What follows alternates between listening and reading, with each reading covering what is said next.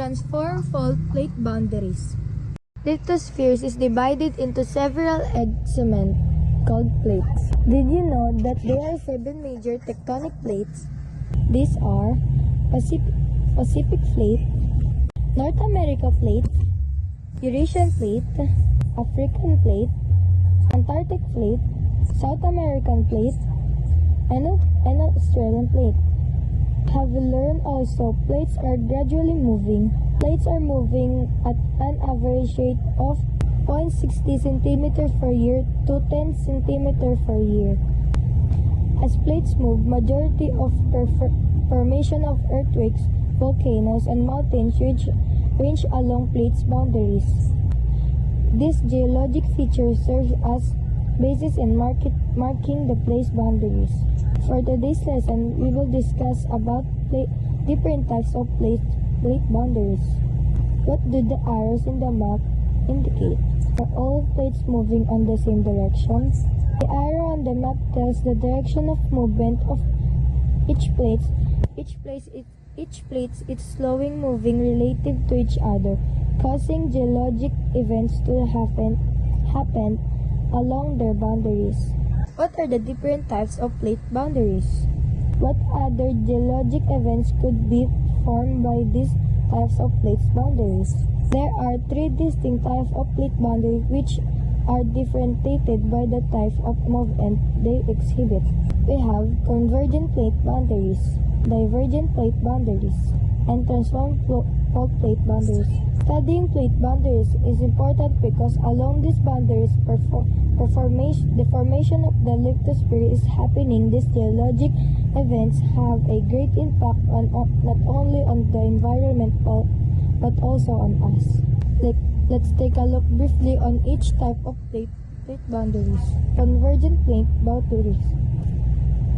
When 2 tectonic plates move towards each other and collide, they form a convergent plate boundary, or also known as destructive plate boundary. As 2 plates collide, a collision zone is created and one of the leading edge of plate will be subducted and destroyed. That's why it's also known as destructive plate boundaries. Remember that there are 2 different types of crust, ocean crust and continental crust.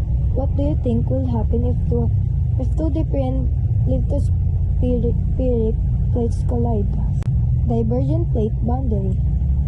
Divergent plate boundaries are locations where plates are moving from one another. It also known as contractive plate boundary.